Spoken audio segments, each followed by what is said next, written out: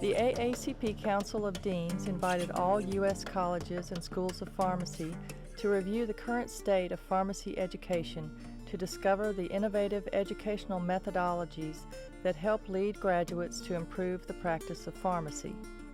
21 schools participated, submitting 30 student-produced video responses. Out of these, several common themes emerged. We will look at these common themes individually and hear from student pharmacists around the country which innovative practices are impacting their vision of the future of pharmacy and how they can act as change agents to bring about improvements in patient care and delivery systems. Let's begin with application. Student pharmacists gain a view of leading change in international, domestic, and scientific communities, particularly when applied in community context.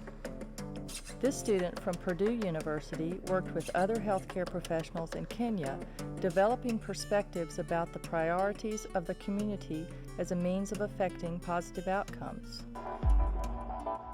My experience in Kenya has definitely changed my perspective of pharmacy and how I can be a leader of change. Another common theme involves engagement. Here, a simulation of real-life experiences places Ohio Northern students in the role of patients, physicians, and pharmacists, using a web-based learning and communication program to enhance the experience for students in earlier parts of the program. Ultimately, I've learned that trust and communication are vital between the patient and the pharmacist, just as much as medical knowledge is for the pharmacist.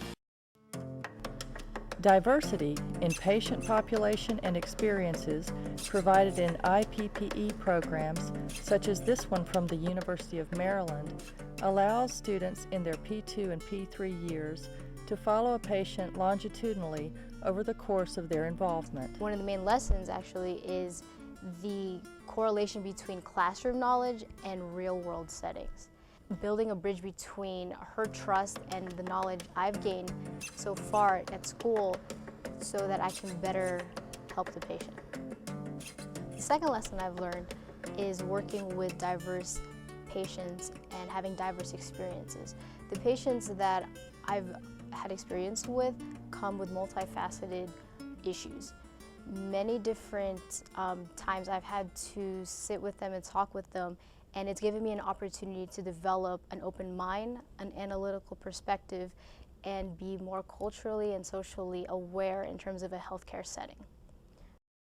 Interprofessional education, or collaborative work with other health professionals, is emphasized in the early practical experience training at Western University College of Pharmacy and other health profession programs. But through IPE, and we discussed various cases, and I learned that pharmacists, we have a responsibility to discuss about our patients' medication, not only with the physicians, but with nurses and podiatrists and other healthcare professionals that's involved with the patient healthcare.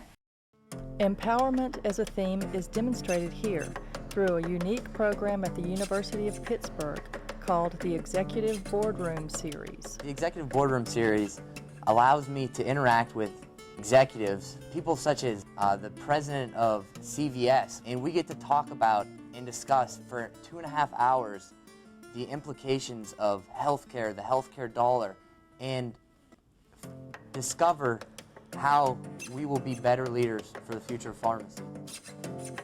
And one of the things this class really gave us was really how to excel and become a leader in the profession. It challenges us to go out and achieve that same level of success, because what it has really showed us is that we have the tools to do it. We just kind of have to make our own path. Responsibility to patients and to the profession occurs when students are engaged longitudinally through team-based provision of pharmaceutical care, as shown at Auburn University. And I felt like I had a sense of responsibility to those patients because they were real people and they depended on us to come to their houses every week and provide that counseling that they seeked and any questions that they may have had, or to even change their drug regimen with the help of our preceptors or our mentors in PPE. Mentoring. At the University of Minnesota, a leadership emphasis program features interaction with local and national pharmacy leaders. A relationship I have with my leadership network partner is, in my mind, going to be a mentor and a friend for life. And how they can make significant changes to the profession, impact patient care by not only being positional leaders but also by being non-positional leaders. The elements of change in almost all submissions to the AACP Council of Deans combine aspects of all these themes. And it's that personal commitment to people and communities, the interaction between pharmacist and patient at all levels of pharmacy practice. The face of change is the human touch.